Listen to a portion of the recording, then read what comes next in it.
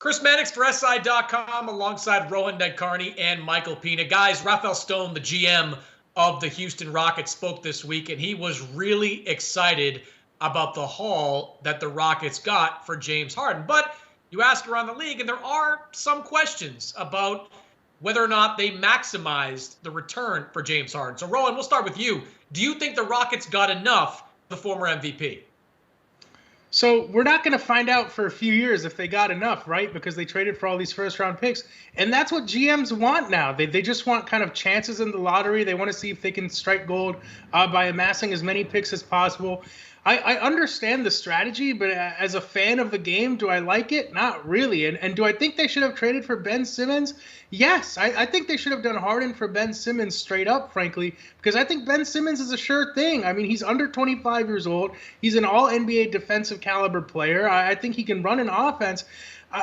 To me, if you have a chance to acquire someone like that who's under contract for so long, it's a no-brainer. But, this is where the league is headed now. It's just become kind of draft pick porn. I don't get it. Like, teams are trying to get as many firsts as possible. How valuable are all of those going to be? I don't really know. But I think the Rockets are hoping if they hit on at least one of them, it'll make up for losing James Harden. Yeah, I like Houston's package a lot. 4 unprotected first-round picks, 4 pick swaps, an all-star caliber Harden light combo guard in his prime who can either be re-signed or flipped before the trade deadline. The Brooklyn firsts in 2024 and 2026 in particular are really valuable assets for either a rebuilding team or one that wants to stay competitive as trade chips. So the way I view it, they're sort of able to walk along 2 timelines here where they can be a playoff team in the present and know that future assets are in the cupboard. It's sort of like what the Thunder did last year with Chris Paul or what the Celtics did after they traded for Isaiah Thomas, knowing that they didn't have to generate their own fortune through the draft. So I like what Houston got here. And I guess the Ben Simmons thing comes down to what your opinion is of Ben Simmons as a franchise centerpiece, which I think, Rohan, you and I might differ there in our opinions.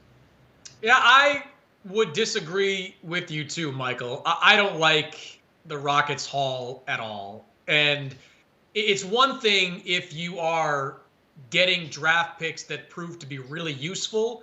Mm-hmm. But in this deal, the Rockets seem to be kind of banking on the 2025 Nets looking a lot like the 2016 Nets, the one that just cratered and gave Boston 2 top 3 picks.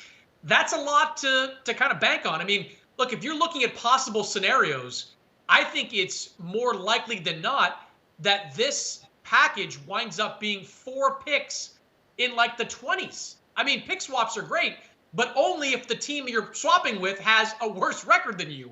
And there's no indication right now that the Nets are going to be in that position. My take on a deal like this is you've got to get the best possible player out of it. Victor Oladipo is an interesting guy, but I'm not convinced he's long-term in Houston. Maybe they can flip him for more assets at the trade deadline. But whoever acquires him, Michael, is going to have the same problem. They're not going to want to give up a ton because for a guy they may not want to sign long-term in the offseason. I think Ben Simmons is a flawed player, no question about it, but he's under 25 years old. He's signed through 2025. And I think the argument you're making, you can flip Oladipo. I think it's a stronger argument that if Ben Simmons doesn't work out, you can flip him for a whole bunch of assets over the next couple of years because of what he's worth. So I think this could turn out to be a catastrophic miss by the Houston Rockets. Potentially, sure. I mean, the way that the NBA is right now, though, looking 2, 3, 4, 5 years down the line, teams are really not able to sustain their success. I mean, just look at what happened to the Golden State Warriors 2 years ago. They signed Boogie Cousins, and everyone thinks they're going to win the next 5 NBA championships, and look at where they are today. So if you have those future picks, I think they are seen as pretty valuable around the league. What your ceiling is with Ben Simmons, with John Wall under contract for the next two years, is pretty questionable in the Western Conference. So I just think that your runway for long-term success increases a little bit if you make the trade that they did. If you had Ben Simmons, Tyrese Maxey, Matisse Thybulle, and 2 first-round picks, then I'd probably take that package, but we don't know if that one was necessarily offered. Wait, am I missing something here? I may have my history wrong, but were people thinking DeMarcus Cousins to Golden State was like the key to multiple championships? The guy had an ACL tear, Michael. What are we talking about here? I remember, and I'm getting up there in my age here, but Twitter exploding in the NBA the night that he signed, and that the NBA was done, and that the championship had been decided for that upcoming season. So I just, things can change fast, I guess, is my greater point here. Rohan, give you the last word.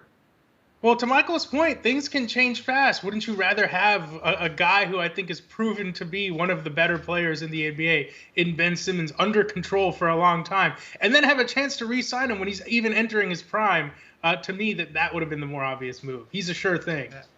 Yeah, to me, Ben Simmons, perennial all-star, under contract. I don't know how he and John Wall would work together. That's a different conversation in and of itself. But I'm just not sold on this package of draft picks, especially when you have a bunch of guys in Brooklyn who are age 32 and under. Feels like they can put together a good 3 or 4 year run in that town. For more on all of this, check us out over at SI.com.